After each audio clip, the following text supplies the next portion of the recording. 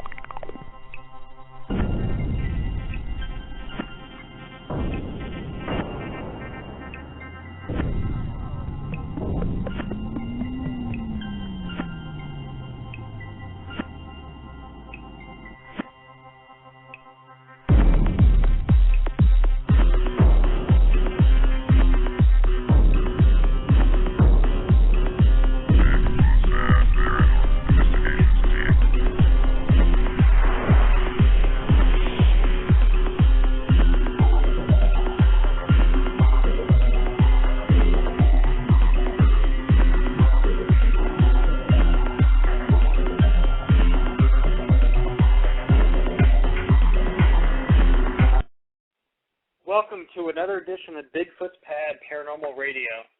I'm Jeremy, and on the phone with me tonight is my co-host. I'll let them introduce themselves. Tim, also known as King Gray. And Brent.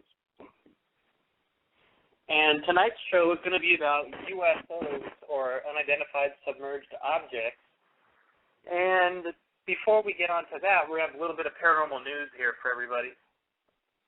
Well, my first news story that I'd like to share for today is called Human Foot Washes Up on Beach near Vancouver for the 11th time in 4 years. For the 11th time in 4 years, a human foot washed ashore near Vancouver, baffling investigators who are at a loss to explain the grisly trend. The foot, which was inside a running shoe, turned up alongside the British Columbia coast late Tuesday, according to police. The body part, which was still attached to the lower part of the leg, was spotted by a passerby near Vancouver's Falls Creek. Police have no theories as to how the foot ended up in the water, but have not suggested that foul play is expected. Since 2007, nearly a dozen feet encased in shoes have appeared on the same exact beaches in that area, including a few on the border of Washington State. The bizarre discoveries have attracted international attention and spawned fears of a serial killer. And it says most of the remains are still unidentified, though police have said at least 3 of the feet have been matched with British Columbia men who are reported missing. Huh. That sounds like a serial killer. Nice. Okay, sounds very nice. We got to go there, Brent. Yeah. Get some feet for our foot collection. Exactly. But here's the thing. They said that the police aren't scared that it's a serial killer, but who else would be doing that? Not very many people. They said, we don't think it's foul play. Well, then your foot just doesn't fall off and land in the river. Yeah, that's true. Well, I don't know. So, what do you think, Brandon? You think it's a serial killer or what? That was my first thought, because that sounds like something a serial killer would do. Has his like mark or something. It's Nick. What's that? Oh, I was joking. It's Nick. Zapping the brain with magnets can make it impossible to lie, claim scientists. If truth be told, magnetic interference with the brain makes it impossible to lie. At least that's what a group of Estonian researchers are claiming. They found that when magnets are applied to either the right or left side of the desolateral prefrontal cortex, found directly behind your forehead, it made you lie or tell the truth depending on which side was stimulated. When magnetic interference was directed at another part of the brain, the parietal lobe, the subject's decision-making remained unchanged. Spontaneous choice to lie, more or less, can be influenced by brain stimulation. and it says that they did an experiment giving 16 volunteers discs that varied in color. Half of them were given magnetic stimulation on the right side of their prefrontal cortex and half on the left. Then it was saying that the people that were getting, people that had the magnets on one side of their brain were lying and other ones told the truth. That's pretty interesting. I never knew that. Yeah, me either. Huh. Did not know putting a magnet to your brain would do that. Yeah, we should try it on my carry around magnets. What's that? I guess we'll just have to carry on a pocket full of magnets everywhere we go. Yeah, and put it on Mike's head, Brent.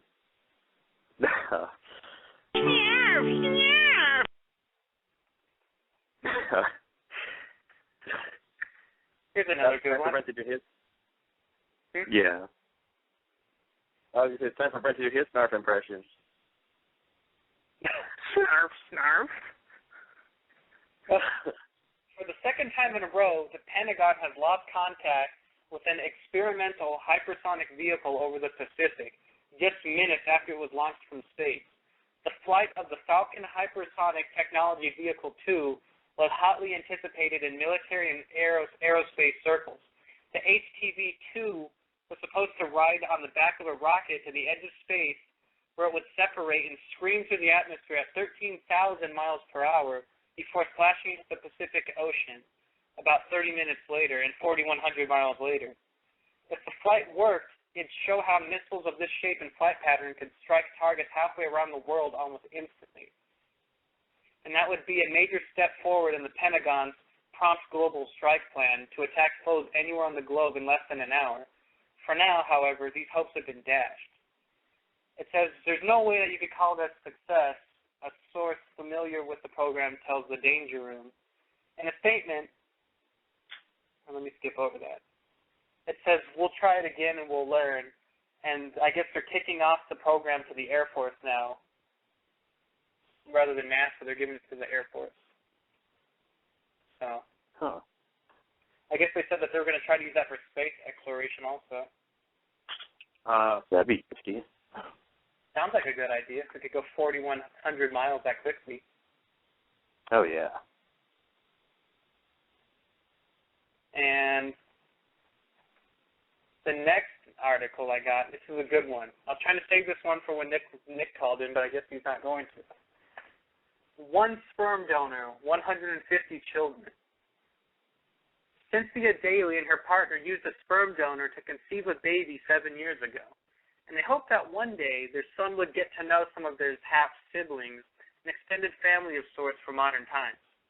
Cynthia Daly and her partner used a sperm donor to conceive a baby, and they hoped that one day their son would get to know their half-siblings. So Miss Daly searched a web-based registry for other children fathered by the same donor and helped to create an online group to help track them. Over the years, she watched the number of children grow and grow and grow in her son's group. Today, there's 150 children, all conceived from one sperm donor, in this group of half-siblings, and more are on the way.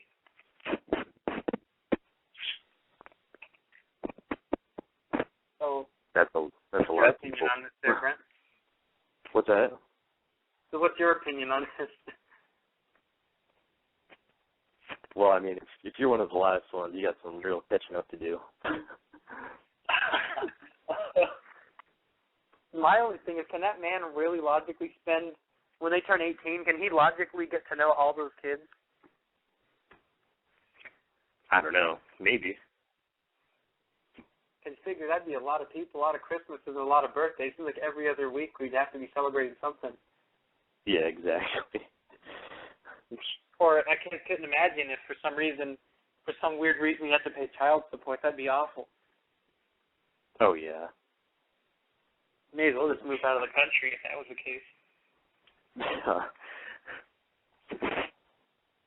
Well, my last article, it says the UK government's National Archives has released 34 files of 9,000 pages from the Ministry of Defense's containing top-secret memos in which UFOs were discussed, along with sightings and incidents reported by members of the public during 1985 to 2007.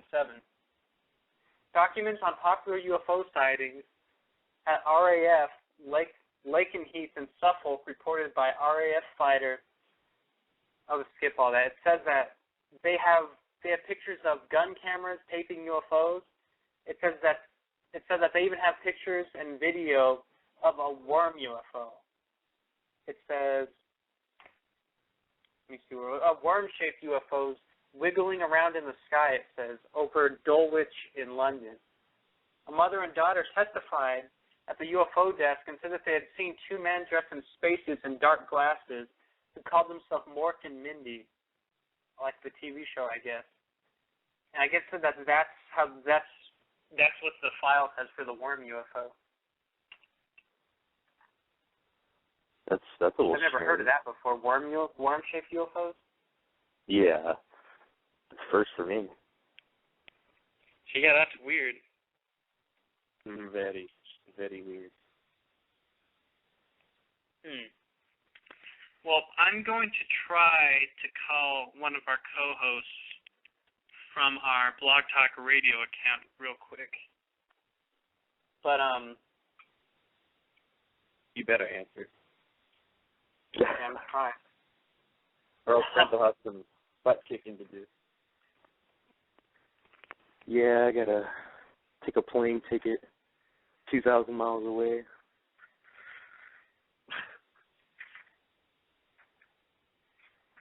He's got a USO style on him.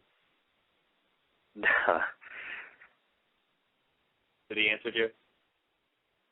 I can't tell. One second, let me try this one more time. Sorry about that, guest or listeners. Well, in the meantime, I'll at least explain something. You have reached When we went on our 2-1. Go ahead. Oh, that was interesting. I was going to say, at least we went on our paracord trip. We found a lot of evidence this year, so it should be, some of it's posted online if everybody wants to check it out. And our documentary is still in the making, so that'll be done pretty shortly, too. Brent. Oh, yeah. Got some good stuff on there. And if you guys are wondering, there's this really funny outtake on there where Brent gets syrup all over his pants. It was really funny. We were over at Blueberry Hill, and Brent was eating these pancakes, and it was hilarious. He got powdered sugar and syrup on his pants, and we had to go back and change. It was funny. Yeah, I remember that.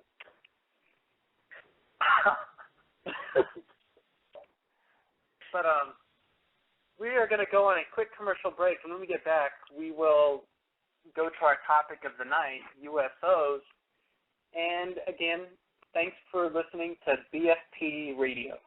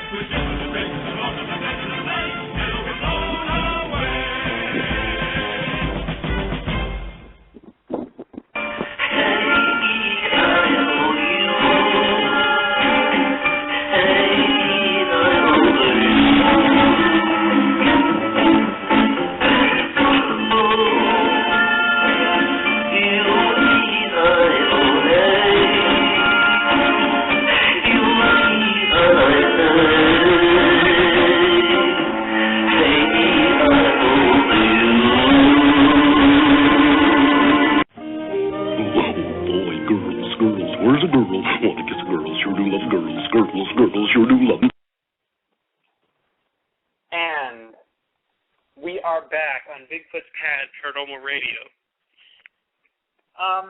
For tonight's topic, we're going to be talking about USOs, or unidentified submerged objects. And I'll start off with a statement of a definition for those of you who don't know what it is. Unidentified submerged objects, or USOs, are any objects or optical phenomenon seen in the water which are unknown origin and cannot be identified even after being thoroughly investigated.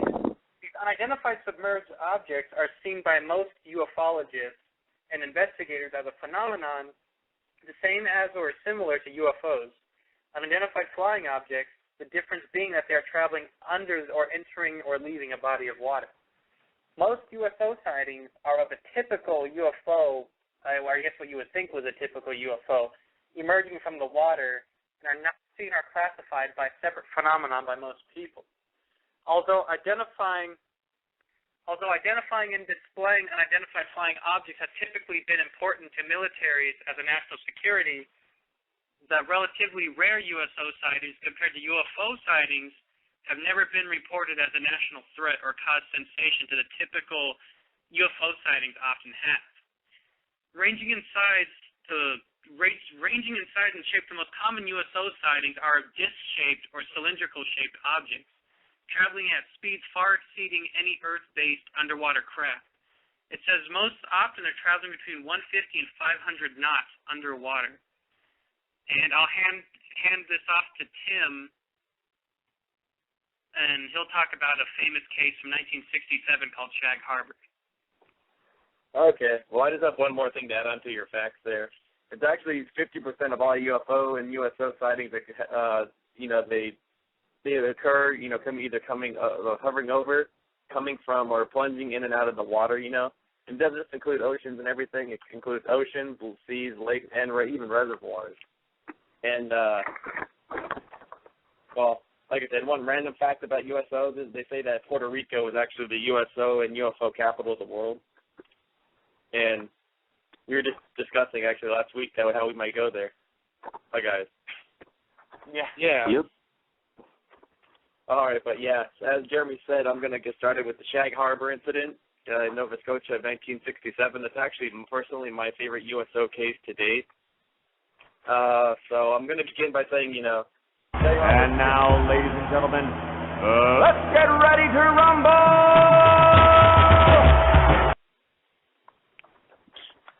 So anyway, Shag Harbor is pretty much a small town, but the only reason it's pretty much known is because of the UFO incident that happened in 1967. It all began when a strange light was actually reported in the skies, and people, this came from everybody, police officers and just everyday people. They all witnessed a chain of lights that seemed to, fly out of the sky, and they seemed to impact the ocean right near Shag Harbor. So people thinking that, an aircraft may have crashed, they called the Canadian, not the police, and officers and witnesses, they seen a light floating on the top of the surface and slowly drifting out to sea. So, of course, in a hurry, people figured that this would be a plane crash. A rescue effort was quickly assembled, and, so when they got out there to the actual scene of whatever happened, they seen there was a lot of yellow foam in the water, but the lights seemed to always be a step ahead of them and slowly keep drifting out and out, further and further away from them. So fishermen and other rescue workers who aided, for survivors, they couldn't find anybody. So eventually they called in a Coast Guard, like an ice cutter. So government agencies slowly started to show up when everyone started to get a little bit suspicious, not thinking it was just a plane crash. They started to think, maybe it was something with the Soviet Russia, like maybe one of their secret spy craft, something had crashed. But again, they didn't find any material or any objects to verify this. So officially, the object just kind of drifted. It was just, they just disappeared, and no one knew what happened with it. So the United States and the Canadian Navy launched like an underwater investigation, to look for debris and everything. And again, they could never find anything, but they could only see the yellow foam, which obviously indicated that something had definitely been submerged or been there. So at 3 o'clock that night, in the morning, they called off the rescue effort. So the following day, again, they started to, send more Navy divers down and see if they could find anything. But to their amazement, they actually noticed that the object was still in the water. And the object that dove into the waters of the harbor, it actually began to get up and float underwater toward leaving the Shag Harbor area. It traveled about I believe it was 25 to 30 miles to a place called Government Point, which actually had Canadian and United States naval naval base. It was basically a naval base. for submarine detection. The object there, it actually then began to, it was spot on the right sonar there, and Navy vessels were, positioned right over the object to track it and everything. So it actually tracked the UFO for a matter of days, and the Navy was trying to plan a salvage operation to actually capture the UFO, and right when they were planning that, and actually a second UFO shot into the water and actually joined the first UFO, which people believe that, of course, like the second UFO came to maybe render, help aid the first one, maybe in case they didn't know it was broken down or something. So people think it came to help the first object. And that, at this time, the Navy actually decided to sit and watch the two objects, thinking maybe they could learn or possibly capture both of them. But after, I think it was about a week or so of monitoring these two UFOs, there was actually a Russian submarine that entered the water, so they had to break the fleet up to investigate the Russian submarine. So when this happened, the two objects actually made their move to leave the water. They made their way slowly underwater to the Gulf of Maine and shot fast into the surface of the water and shot straight up into the skies. And that's the last anybody ever seen of this. So overall, this incident happened. It was people played up to be just a matter of days. People play, like I said, they played it to be like it was just a matter of days, but actually it was weeks. It was a week-long incident. That's why it's one of my favorite cases. I know all about it. I don't have to even look at anything about it. So. Wow. Is that you want on the line? Yeah. What do you think about? Yeah, I'm on the line. Oh, that's it's amazing that those they found nothing but the yellow foam on the bottom of the ocean. They went to go find. Oh, I know. Common sense would tell you something crashed. At least as far as we know, if something crashes, that something's supposed to be stuck there. But when they went to look, there's nothing there but yellow foam. So it's like they made it obvious something was there, Yeah, well, we all know, though, that it somehow relates to weather balloons and swamp gas somehow, so. And sometimes possibly animals. Or animals, yes. It could be that, too. I don't. Aren't you a big fan of the not the Rendlesham Forest, the Shag Harbor taste spread? I've heard it a couple times, but I never really heard the whole thing until Tim said it. So. Yeah, I went all into detail about it because I know all about it. That's my case, my favorite. Well, I was thinking what was kind of weird though is it took place over, like Tim was saying, like a week or two, and you would think that most USO-related sightings are always like, I don't know, like a matter of minutes or seconds. You don't really think of anything like that. That's why the and this is sounding to me. Well, and you have to remember too, this is at the height of the Cold War when we're with the Soviets and they didn't know what it was, and then for the United States and Canadian Navy to divide their whole fleet and divide their fleet up to try to capture these objects and track them took quite an amount of time and effort. Yeah. They wouldn't waste their time if it wasn't nothing. Yeah. Oh, well, were you? Sorry, I thought you were going to say something, Nick. I don't know if I interrupted you or not. Oh, no, I was just agreeing with Tim. That, you expect most USO, UFO, or any paranormal sighting for that matter to be very quick and brief, but this one took place over a couple of weeks, which really solidifies our position, so to say, our position that it's a paranormal phenomenon versus a normal phenomenon.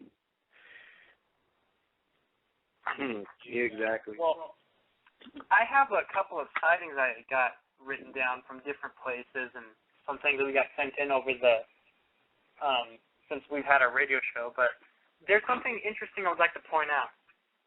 In the 1960s and 1970s, there was a scientist, I don't recall his name, but they were reporting in the Antarctic in the 70s, 80s, and 90s that there was an unusual amount of UFOs that were being spotted by researchers in the Antarctic and the North and South Poles. I guess they were seeing UFOs rising and entering certain, like the poles, I guess you would call it.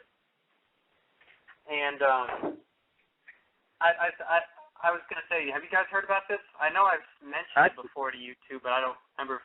Well, actually, like I said, I don't use UFO research. I have heard of it. Then there's even cases of actually USOs and UFOs. Somehow, they're red, look like they're like super heated, and they can actually melt through hundreds of feet of ice. They've actually been known to either come up from the ocean floor, underneath like hundreds upon hundreds of feet thick, from the ocean floor, but they just burst out of ice, which is impossible. So, and that's very, very famous in the Antarctic. I've actually heard of that plenty of times. I don't know, because do you think it could have something to do with the magnetics or something like that? Well, I don't. It's really hard to say because I know, from you researching this all the time, I know there's 3 major hotspots in the world. USOs are very famous. Like I said, Puerto Rico is actually the most famous place. Then, actually, believe it or not, the waters around the country of Turkey, and like you said, then the Antarctic actually has a lot of, the South Pole has a lot of actual sightings there too. Well, I don't know. What do you think about that, Nick? Why do you think they're entering and leaving the poles? Well, I mean, this is pure speculation, but if you're an alien and you're going to come to Earth and you need a place to hide, the poles would be very good places to hide. The extreme temperatures, coupled with the fact that there are literally miles and miles of ice packed on those ice caps, makes it a very ideal spot for you to come hide yourself from the native species, so to say, on the planet. Because that makes sense. Because humans don't really have a big understanding of Antarctica or the North Pole, really.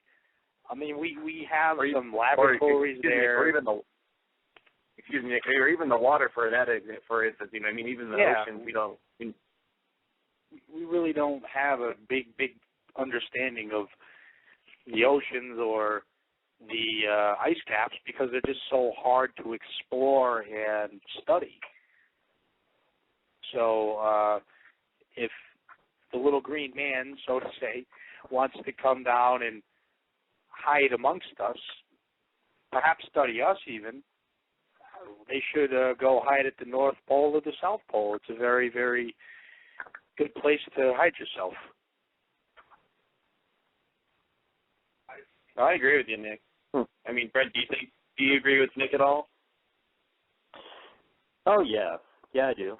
I mean, it's really secluded.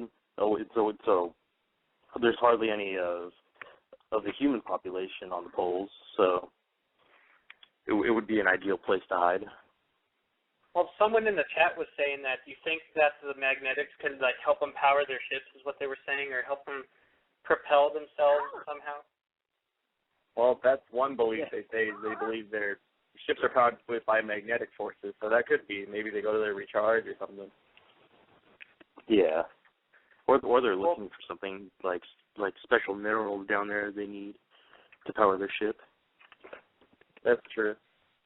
Well, how do they melt through the ice, though? Is it just is it something built into the ship, or is it just traveling super fast and it's just heated from flying around? See, that's what I don't get. There's reports of, on the remote Arctic bases, they say there's been cases of UFOs, just randomly burrowing out of, Nick said, miles of ice, which, I'm still in this quote from a very famous ufologist, Stan Friedman, quote-unquote, impossible. There's no technology in the world that could do that. So maybe it is something with their ships. Maybe it's an exhaust system they have. I don't know. Well, something else. Well, there's actually the very first USO sighting ever in history, for that matter, that the earliest I could find. It's from January 1644. I would like to read that story. It's kind of like 2 paragraphs long, but I think it makes for something good for our radio show. In January 1644, Governor John Winthrop made 2 entries in his journal in regards to USOs. Captain John Chaddock's ship blew up at Battery Street in the northern end. This is near Boston.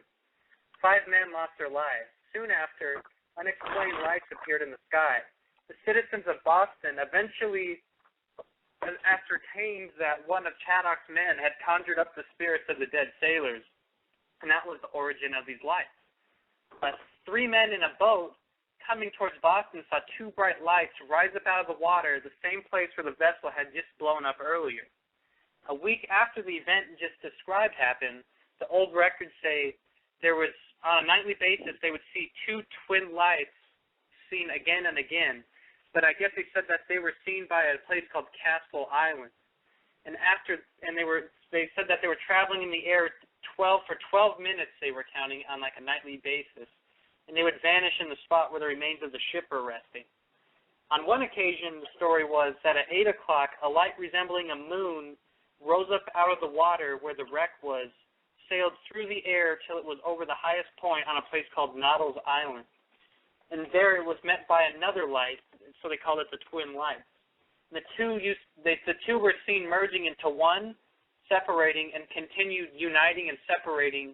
And so many times they would shoot flames out, and sometimes sparkles is what that guy was describing it as. And then finally they would unite as one, and then they would fly off, disappearing from sight, it says. Wow. What year was this again? 1644. Wow, I never heard that story before. That's pretty neat. Well, I find it kind of strange that these lights were seen over by the shipwreck site. Like, they weren't really seen anywhere else, they said. They would either come out or go into the water where the ship blew up. What's your opinion there, Nick? The only thing that could immediately come to my mind is if this USO went near the location of the sunken ship, that perhaps the USO itself sunk the ship and it was returning to the location to study the sunken ship, to retrieve things from it, again, it's only speculation, but that's what comes to my mind immediately, that the USO had a purpose for being there. Well, do you think that it could have sunk the ship there, Brent? It's possible that it could have. Well, because you figure there's the Bermuda Triangle. They see USOs, and they have the ships sinking and UFOs coming up out of the water there too. I guess. Yeah, that's what I was thinking of. Because I mean, there could be it could have sank it from under it and then just come straight up. Yeah. Well, you figure that's another thing. Someone's asking us in the chat room right now. Is the Bermuda Triangle related to USOs? Is what they're saying? I mean, it could be related. Some people say it's like a dead zone. Because I know some people say that it's just the Earth magnetics, and other people say it could be aliens, and so we've never really talked about it all that much. Yeah, we've never had a show specifically dealing with the Bermuda Triangle. From what I've read, do you think it's the Earth magnetics, or do you think it's UFOs, or? What was that? I said, do you think the Bermuda Triangle is the Earth's magnetics or the UFOs, or maybe it's both? Like maybe the magnetics are attracting the UFOs, and I don't know. What do you guys think? Probably both. Probably both. Yeah. Yeah, I don't think it's either or. I think it's both. Well, like you were talking about the Bermuda Triangle, like I told you, and then again, they say Puerto Rico is the hot spot, and look what's right off the Bermuda Triangle there, Puerto Rico. Yeah. That's a good point. Well, we have 55 minutes left in the show, and we're going to go on a quick commercial break. And when we get back, we're going to continue saying some more stories and take some callers and whatnot. And again, you're listening to BFP Radio. Thank you very much, ladies and gentlemen. You know how bad my voice sounds. Well, it feels just as bad. I love Basso, it's rich in chocolate tea. Chocolate flavored Basso is mighty good for me. Mama puts it in my milk for extra energy. Basso gives me iron and sunshine vitamin D. Oh, I love Basso, that's the drink for me. And we're back on BFP Radio. And from we just my had the most understanding, bizarre radio commercial ever. I don't know what you think of that radio. Most bizarre.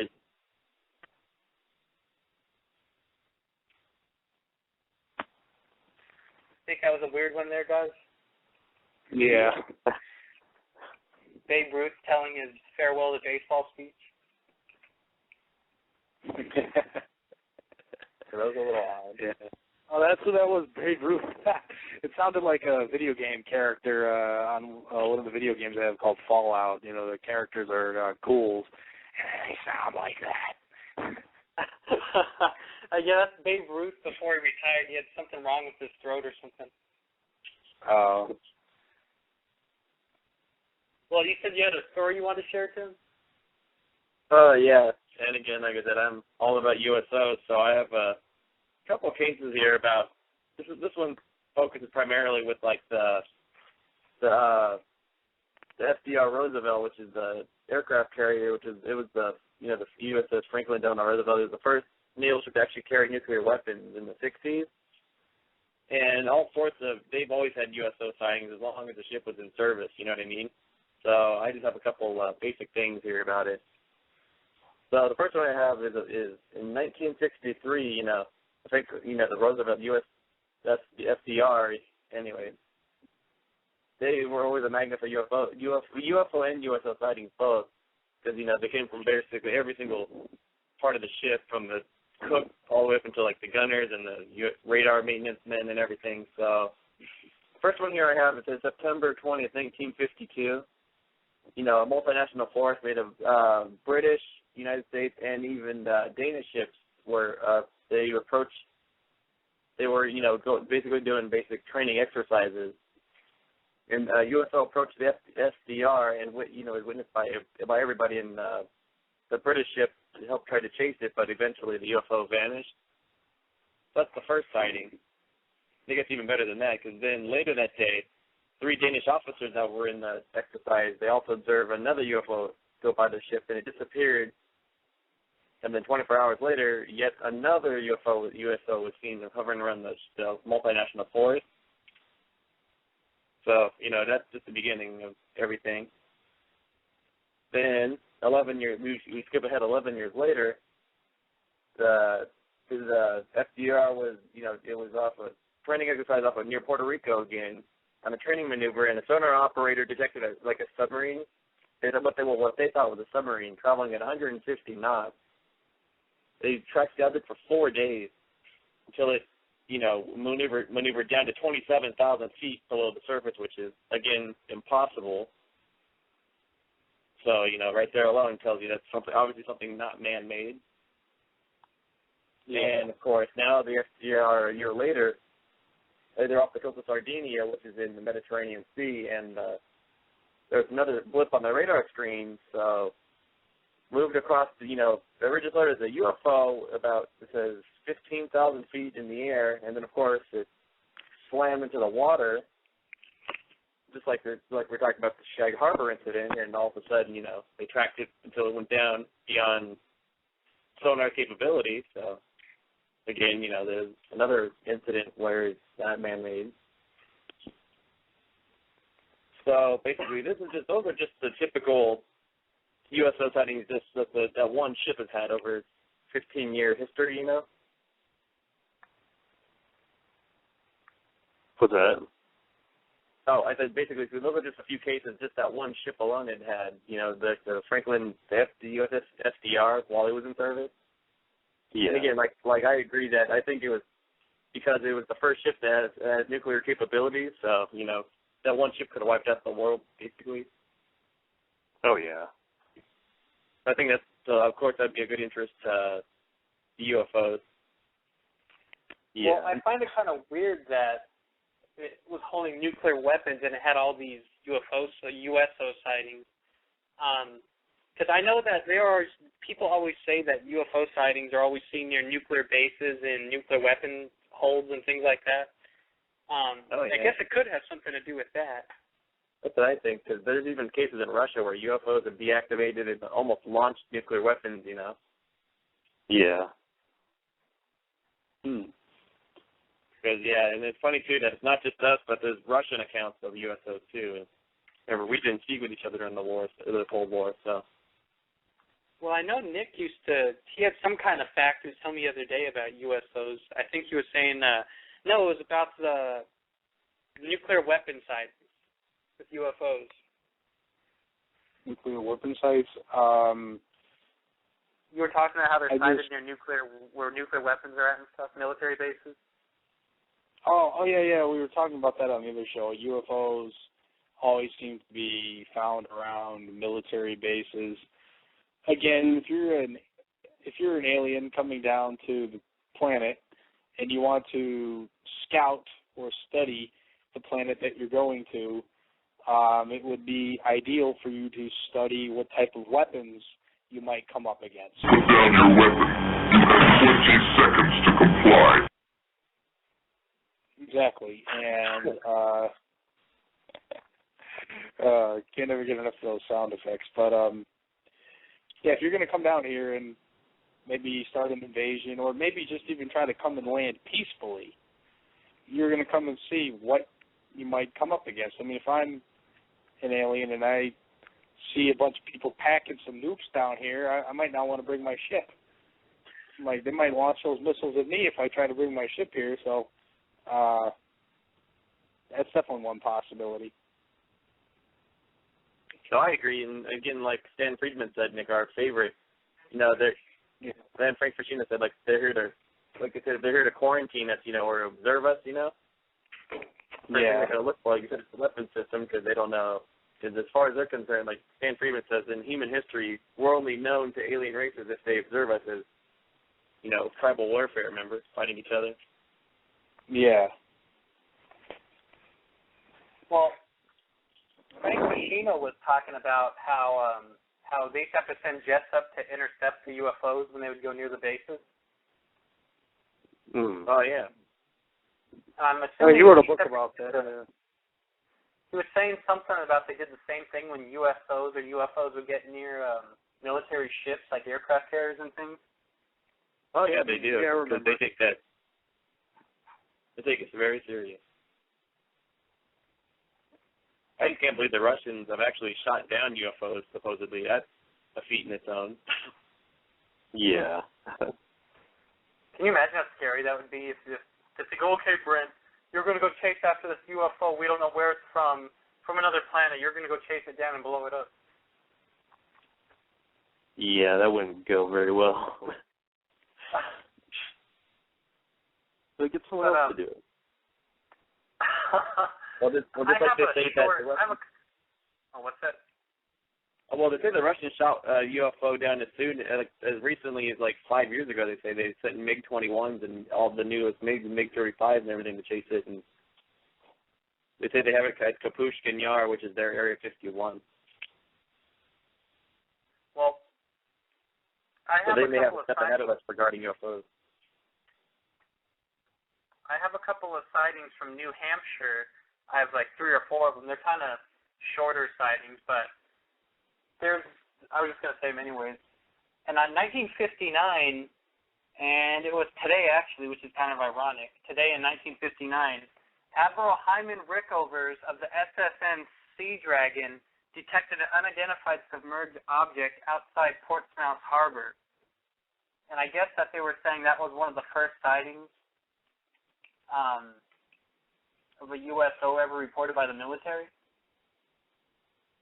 And then it says in the 60s at a place called Squam Lake, witnesses watched 2 UFOs performing practically over their heads, I guess coming and separating, coming together like they were saying in the other story. Just after about 3 hours, one of them landed in the lake. It was a dark, moonless night, and we could all make out some sort of big blob sitting under the water, they were saying. When he went to bed, it was still out there, but it was gone in the morning. You could see light shining up almost through windows, I guess, through what they call them. You could see light shining through the top of the water. You could see the outline, which is kind of interesting. That's crazy. That's cool. Almost like ours in the middle minute. Oh, yeah. Yeah. Yeah, I wonder when you think about it, Brent, I wonder if that UFO was, like, possibly a USO at one time, because there was that giant reservoir over there, remember? Yeah. It could have been. I mean, it was in the same general area. And when you think about it, it could have been, like, moments before, or maybe moments after we've seen it. Maybe it was a giant USO. Yeah. Well, Nick, to include you in this conversation, you've seen how big the reservoir and all the lakes are around the Stumpy Meadows and all that? Yeah. Well, around Stumpy Meadows, don't you think that there could possibly be a USOs in those big bodies of water? Yeah. Yeah, there's like a lot. There's a lot of water out there. I mean, I can't remember how many lakes we passed, and several of them were quite large. So a USO definitely could be down there, and you combine that with the fact that that location is 50, 60 miles away from the nearest civilized area. That makes a very good place for an alien craft to conceal itself. Well, like Tim and Brent were saying, there is that big reservoir. Was that you, Brent, or Yeah. Tim that said that? I think it was Tim that said that. Can you imagine how cool that would be if we seen it rising up out of the water? Yeah, that would have been pretty intense. Well, because I know there's also a few cases in California where they say that UFOs have actually been known to evaporate water. Or some people even believe they like suck it up into their ship, and they even use that as like some sort of a power, like to power the ship. There's a couple of pictures I've actually seen in, I think it was Gulf Breeze, Florida, where there's actually pictures of UFOs causing spirals underneath, like water spirals underneath the ship, almost as if it's like sucking up the water. You guys have seen it on History Channel too. Well, yeah, we are going back to that location probably next year, so we keep our eyes peeled. Oh, yeah. I think what we should do is we should rent a boat and make Brent swim to the bottom and look. What's that? I said we should rent a boat and make you go by yourself and throw you in the water and make you go dive and look for him. That would, sure, why not? Fine, I'll do it. Brent would come up covered in leeches.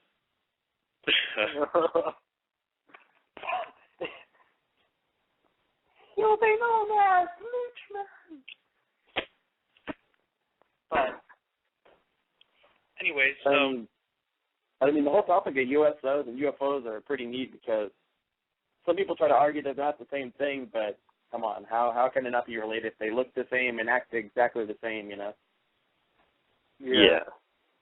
This is a very common topic among the Bigfoots Pad also. In 1973, in a place called Derry, it's a town, it says police and firefighters from East Derry were continuing a search. This is a newspaper article. They were continuing a search last night at Rainbow Lake in a remote section of Derry for what several residents described as a UFO. The police chief said several persons reported 2 bright round objects hovering over the lake, one dropping into the lake and another one speeding off to the west. The objects were described as about 3 times larger than a steering wheel.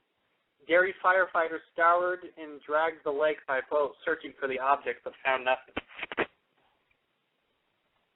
Oh, that's pretty cool. So, I guess, what do you think? Was that like some sort of probe? Because it doesn't really sound like it was a ship, because if it's only, I don't know, a little bit bigger than a steering wheel, they said.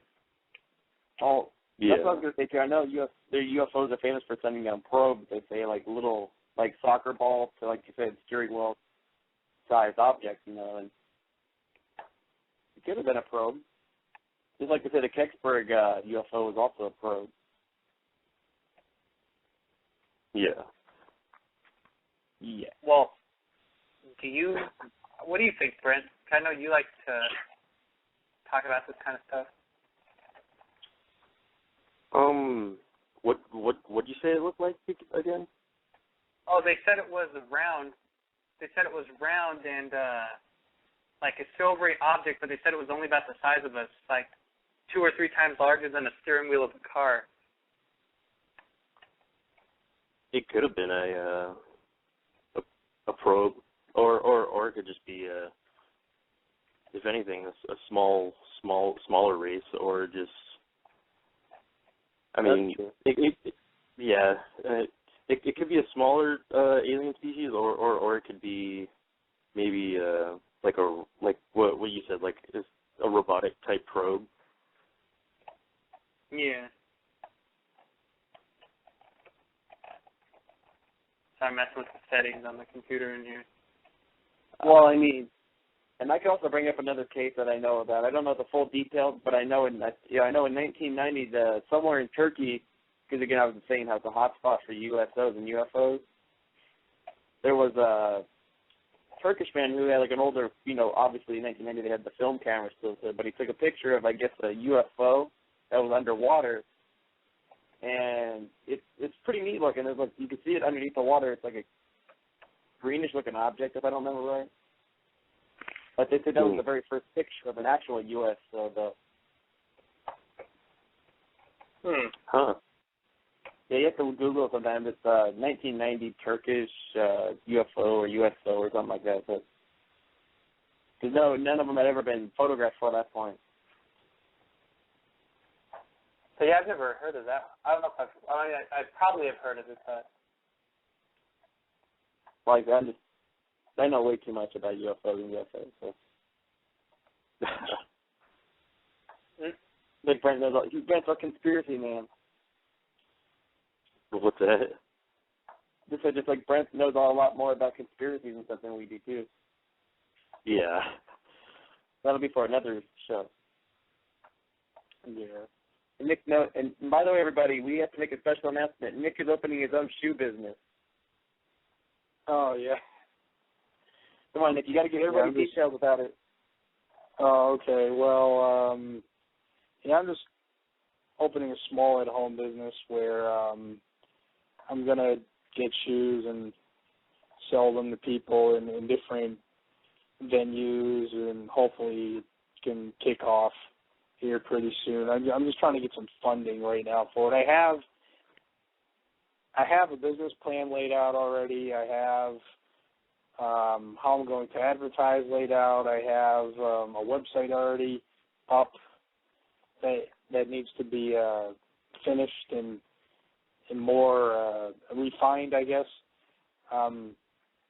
That's cool. So everything's ready to get kicked into motion, but right now I have bills to pay, and then school. I got to pay for school and books for school and all that. So I have to put this plan a little on the back burner. Yeah.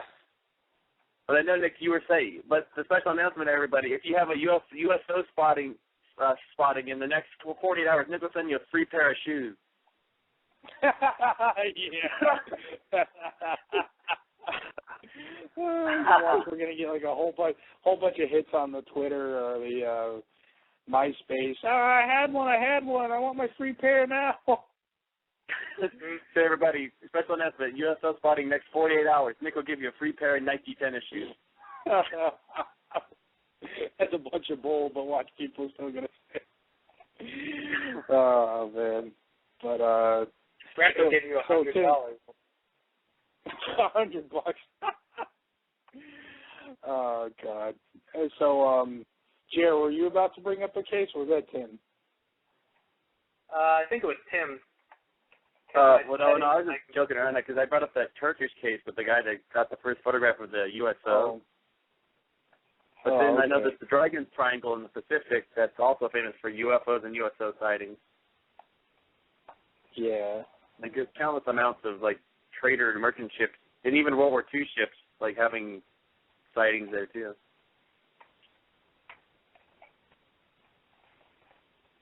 Sorry, I'm messing with the settings. Well, while we're talking about UFOs or USOs, I was going to say, so do you know if there is what do you call them, USO sightings in the Bermuda Triangle, isn't there? Yeah, there's a lot of them there. Well, I have a sighting. I guess it's over by Iceland. I know we talked about it in the last show, but those of our listeners that weren't listening on the last show, there was a USO that was spotted sitting on the ocean floor near Iceland. I guess that they were saying that there was a scientist who was doing some studies on the ocean floor, and he found what looked like a polished giant rock is what he thought it was at first. But I guess there's like an impact zone, and you could see where this thing hit the bottom and skidded. Wow. I don't know, Nick. Do you remember the whole story? I don't remember the whole entire story. Oh, yeah, we talked about that, I think, on the phone last week or something. Yeah, a scientist was looking at something at the bottom of the ocean. He thought it was a rock, and then he saw the crash, the impact zone, and he saw the place where it dragged, and then after that, I think he did some more investigating and found that it was a perfectly round shape, I think you told me, Jer. He said it was a shape that is not found in nature. It was designed and built. It was not a natural formation that you find on the ocean floor. So I remember you told me that was one thing he emphasized, and then I don't know if he actually went down and did any digging or anything, so to say, around the area to see what it was. He may have. I don't know if we discussed that or not, though.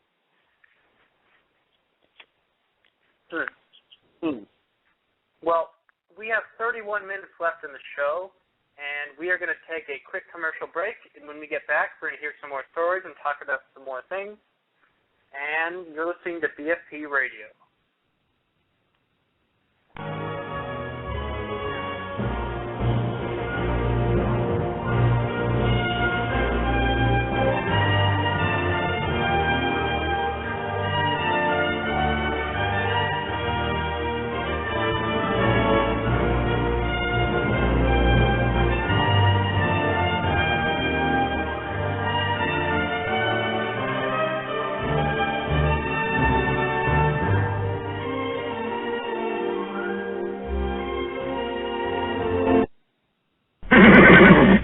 Hello, I'm Mr. Ed. A horse is a horse, of course, and no one can talk to a horse, of course. That is, of course, unless the horse is the famous Mr. Ed. Go right to the source and ask the horse. He'll give you the answer that you endorse. He's always on a steady course. Talk to Mr. Ed. People yakety-yak the street and waste your time a day. But Mr. Ed will never speak unless he has something to say. A horse is a horse, of course, and this one will talk till his voice is hoarse. You never heard of a talking horse? Well, listen to this. I am Mr. Ed.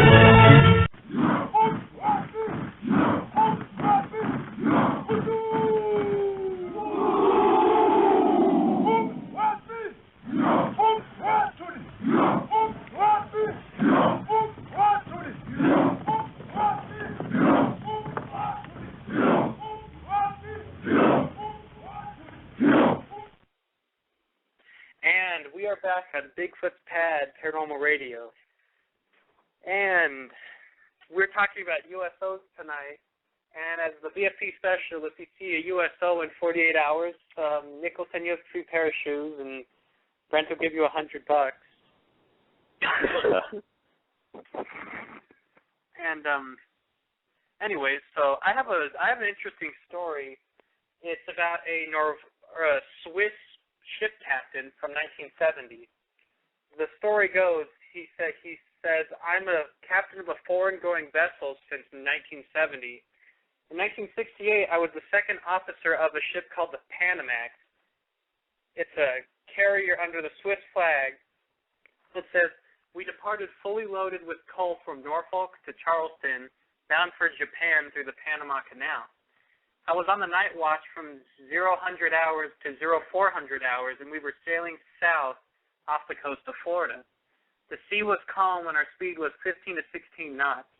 The weather was fine and the visibility was very good.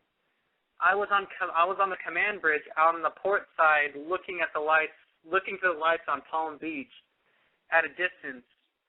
And then I saw lights under the surface come 30 to 40 meters away, just at a depth of about 10 to 15 meters. The object was moving with us, but some 30 degrees crossing our course. The speed was double of ours, and it was under the bow of our ship, and I could just see the gloom when it came on the other side in front of our bow. Our ship was 250 meters long, and her draft was about 9 meters. And I guess, just like the other guy, he said that he could see it from underneath the surface. He could see like a glow from the ship, or whatever you want to call it. Yeah, that's pretty neat. Well, he said that it was from Switzerland coming by the East Coast, I guess he was saying, through the Panama Canal.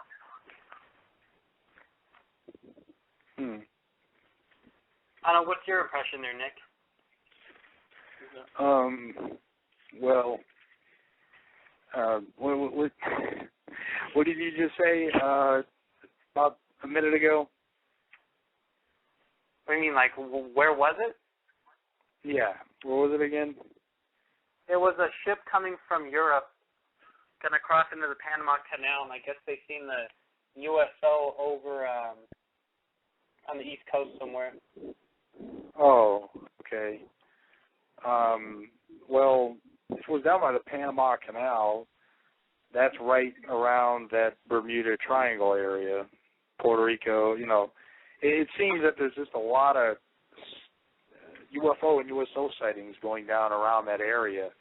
Do you know of any USO sightings in Florida, or like the Gulf of Mexico area? Yeah, there's a ton of them. There's one in the most famous one, of course, is Gulf Breeze. So during the early '90s, that was the UFO hotspot of the world. Because it seems that area in the Atlantic and the Caribbean seems to be a UFO. It seems to be a UFO and USO hotspot. So again, I don't know what's drawing them there, or why people are seeing them there, but there's definitely a relationship between USOs and that geographic area of the world.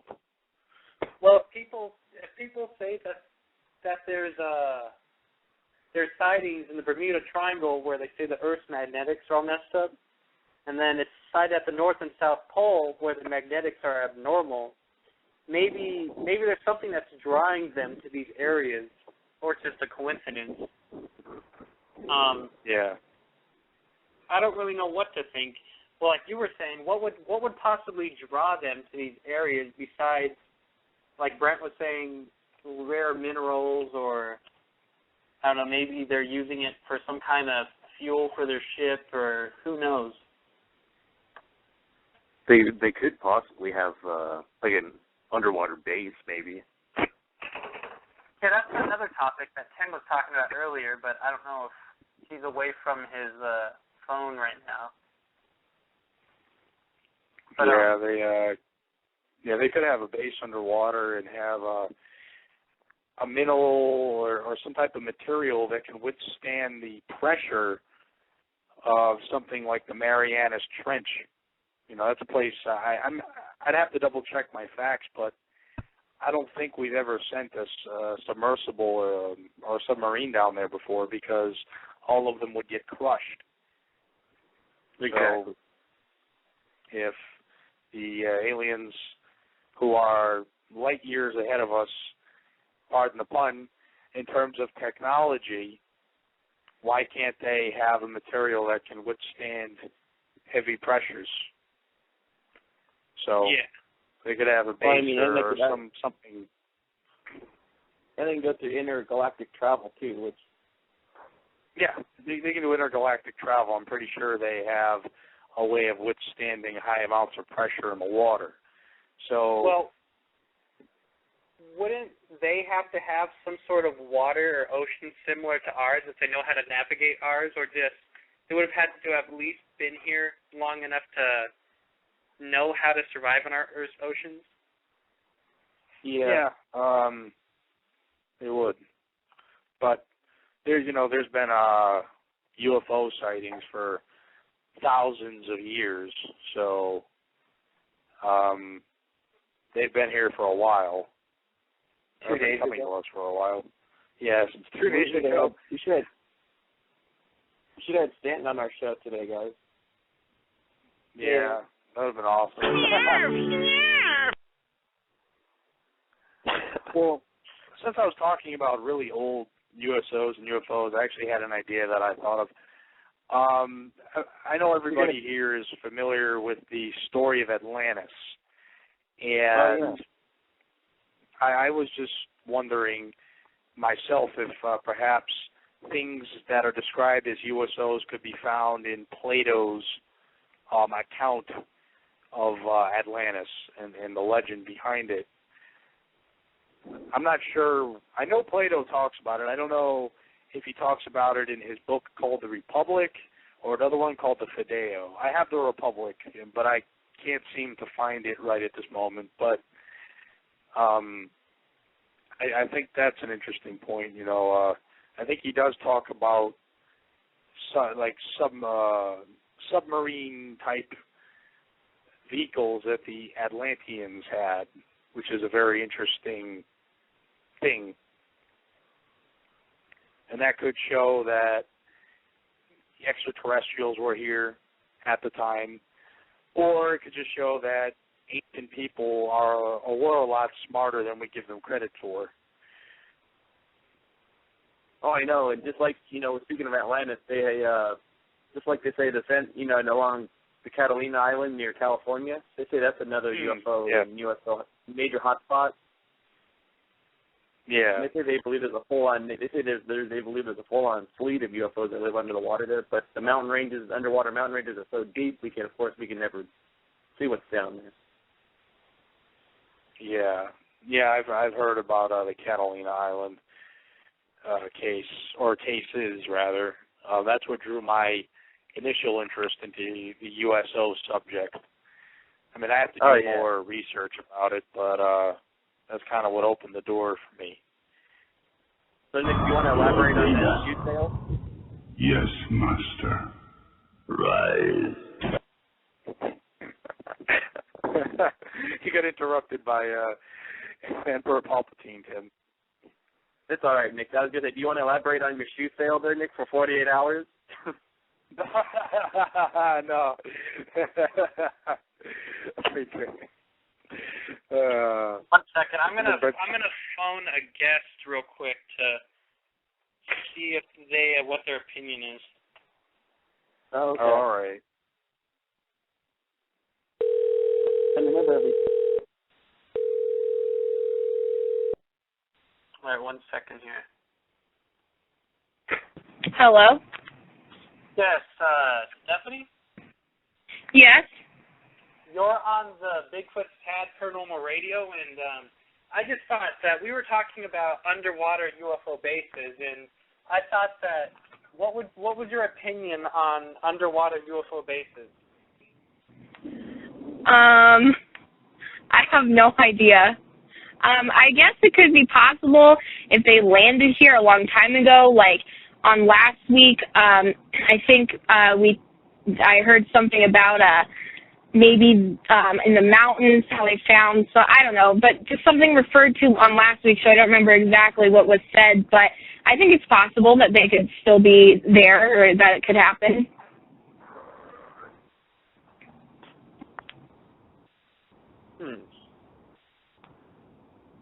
Sorry there, my phone is messed up. Well, we were talking, what do you think that there's reason why all of these UFO sightings are sighted near areas where there's high magnetics in the waters or in the area? If that could be the reason why there's the magnetics, is that what you said? Well, they're sighted in areas that, like the North and South Pole and the Bermuda Triangle, where the Earth's magnetics are all different. Well, yeah, that could be possible, but then if you're talking about the Bermuda Triangle, I mean, with all the myths surrounding that, I mean, that's another something to look into. I mean, that's always an interesting topic to look more into, especially for that, but I think it's possible. Well, speaking of underwater bases, and I know there's a story I was telling Brent about a while back. There's a lake, I think it's called Trout Lake. It's over in Washington. I guess a UFO supposedly crashed there. I think it was in the 60s or the 70s. And something happened to where I guess they said that the lake would glow from whatever crashed in the lake. And they were saying that they were actually seeing aliens and alien beings walking around this lake. And I guess it was so bad that eventually the government forced this whole entire village, I guess you would call it, they forced everybody to leave, and it's still abandoned and quarantined to this day. Do you remember that story, Brent? I vaguely remember that, yeah. Because we were going to go to that area and investigate a while back, but we ended up not getting able to go there. I didn't remember that story. I wanted to go. Yeah, that'd be an interesting place to go, but we might run into a little trouble if the area's still quarantined.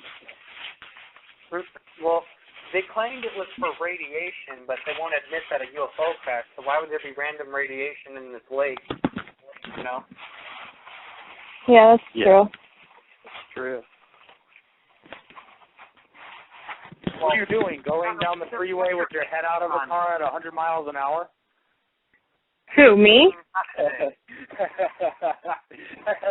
heard some noise in the phone, and I just had to say a lion-like comment. Oh, yeah, that was... Stop licking the phone. Yeah, that guy. Yeah, that guy.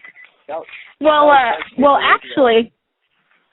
Yeah, well, actually, I have a friend whose sister works at Area 51, and she came into the store where I work one day, and I was able to ask her a couple of questions, just, you know, off the record.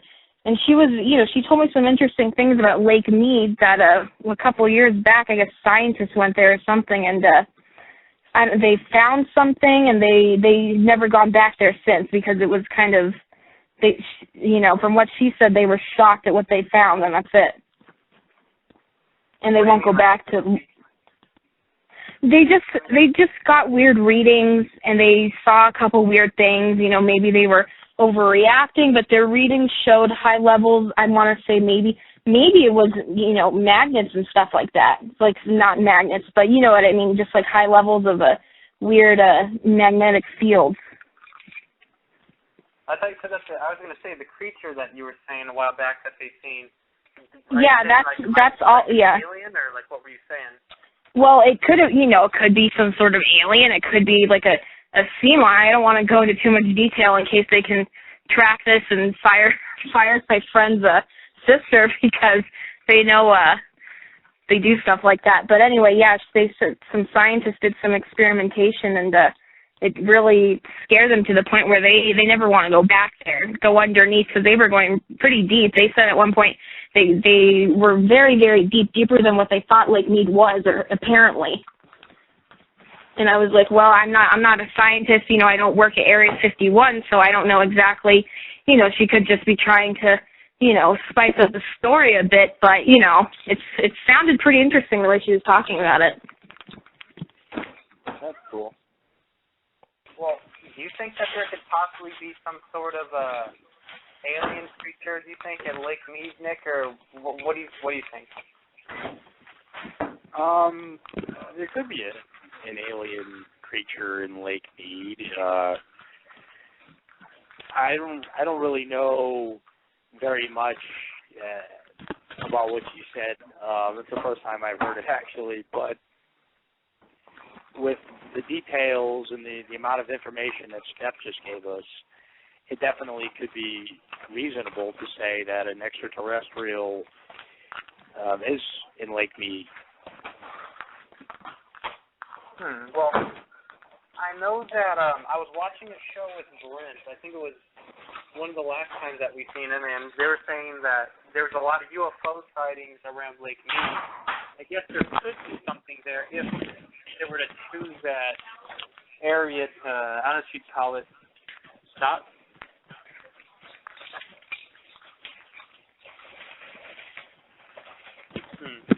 Well, did you have any stories or any facts or anything you wanted to share, Brent?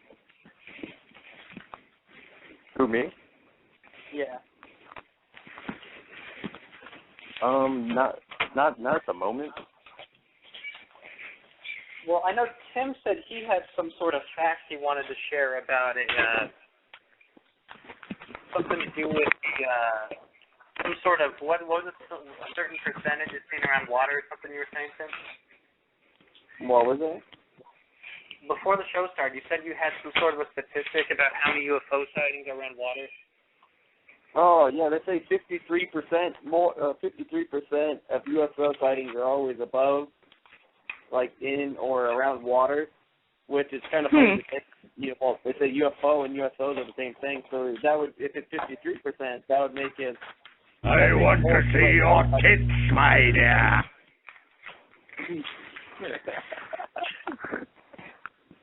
So anyways, if UFO sightings, if they say there's 53 around water, that would only be 47% when they're in the air, so that would make more USO sightings than UFO sightings. You know what I mean? Huh. Yeah. That's interesting. I mean, more would be reported near water. Well, like Nick was saying, you think maybe they like water because they could hide out in there easy? Yeah, that's what I think. Like, maybe. They could hide out, or they possibly use water as some sort of a fuel. I mean, the ocean, covers most of the earth. So. Exactly. They could hide anywhere. They could go. Yeah, I mean, they could go so deep down in there. It's because we can't. They obviously know that we can't. That's what I think too. Well, we have about 10 minutes left in the show, and I was going to say, do you guys want to talk a little bit about our magazine that's coming out, since we haven't gotten a chance to discuss that on our radio show? Sure. Do you want to begin, or you want us to talk about it? Just whatever you guys want. You guys can start. Okay. Well, I'm going to begin by announcing that we're going to be starting a Bigfoots Pad Paranormal Radio, well, not radio, but a paranormal magazine with everything about Bigfoots Pad in our radio show, and just various topics and everything. It's going to be like a monthly to quad monthly calendar. Like, we may have it every 3 or 4 months or so, but we're going to have people. We're going to be writing articles. We're going to have submitted articles. We're going to have personal ads and all sorts of different stuff. But we're still in the process of being made because we've all been pretty busy lately. But Brent's going to write some articles. I'll write some. Nick's going to write some. We're all going to write some. Right, guys? Yeah. And Nick's going to put an ad for his shoe business in there as well. Yeah, and then if they have a USO sighting, they can come get a free pair of shoes. Right, Tim? Exactly. But that's only for the next 48 hours, Nick. And Brent's willing to give out $100 to everybody for 48 hours. Oh, yeah. Well, so a free pair of shoes at $100. If you're interested in our magazine, send us an email to bigfootspad@yahoo.com, and we'll get you signed up for that. Because our magazine is most likely, if everything goes according to plan, it'll probably be out by Christmas time sometime. We'll have our magazine out. Yeah, and or you can email Brent and I. We can email Brent. You can also email Brent or I. My email is kinggray@bigfootspad.com. Brent's archangel@bigfootspad.com. And Nick will have one. Nick Mothman Poirier at bigfootspad.com. Once I make it later. All right. And we have a few minutes left. Well, for those of you who don't know,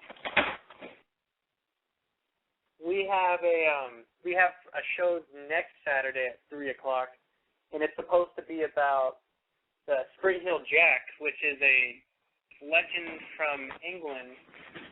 I don't know if very many of our listeners remember that episode or not, but it's about a creature from, or I don't know if you call it a creature or a man or a mysterious being. It was sighted over in England since the 1800s and 1700s, and we're going to have an update on that next week. So we should have... Oh, yeah, we had some fun on the last one we did about that. Yes, you did. Because I know Bigfoot Pad's also still planning to go to our secret UFO place we were talking about going to a while back. Remember, Nick, the special case you and Jeremy discussed? Oh yeah. Yeah, we're still planning on going up there either later this year or early next year.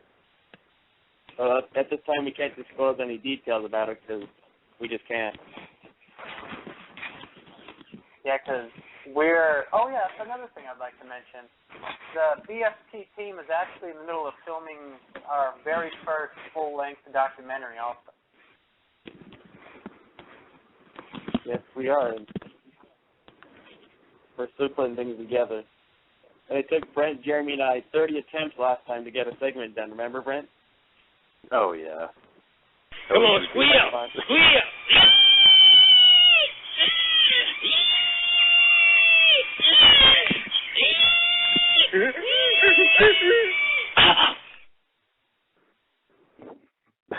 That was awful. That was awful. That was ear splitting. I don't think you knew how loud that was going to be. Well,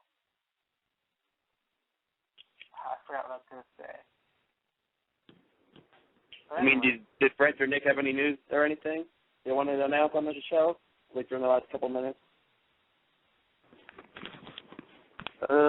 Not for me. I was going to say, I'm thinking, I'll just put an idea out there that I'm pondering right now. I'm thinking about maybe writing a short book about paranormal investigating.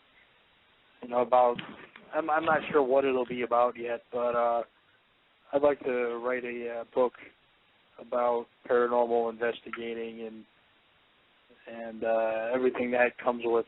So stay tuned for that. I want your blood. I want your soul. And I want them both right now. But we're going to end the show a little bit early today. Tune in, I would say, next Saturday we're going to have a show for sure. We might have a show tomorrow or somewhere in between, depending on how things go. But again, I'd like to thank our guest, Stephanie, for her time. And I'd like to thank my co-host, and I'd like to thank all of our listeners. For a recap, today's show was about USOs, or Unidentified Submerged Objects. And we told some stories about sightings and theories and different things like that. And again, if you're one of our listeners and you see a USO and have proof in the next 48 hours, Brent will give you $100, and the Mothman Poirier will give you a free pair of shoes from his new shoes business. And I'll let my co-host say their goodbyes. Goodbye, everybody. Bye, guys. All right, everybody, have a good night. Keep your eyes peeled in the waters for the next 48 hours. And we will see everybody later.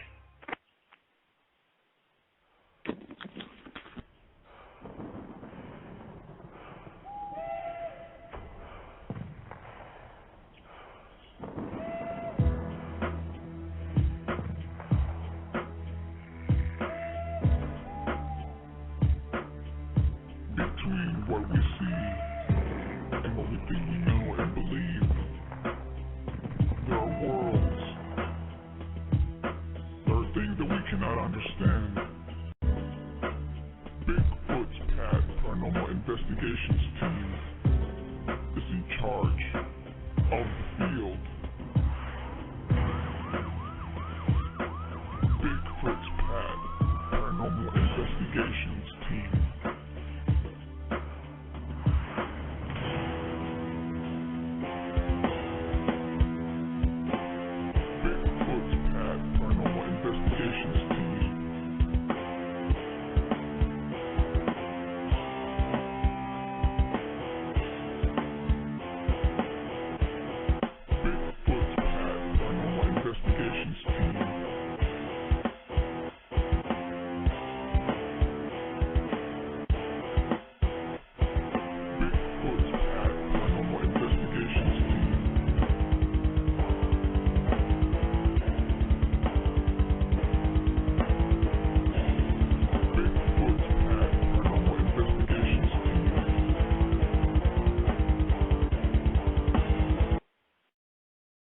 Bring those up, that's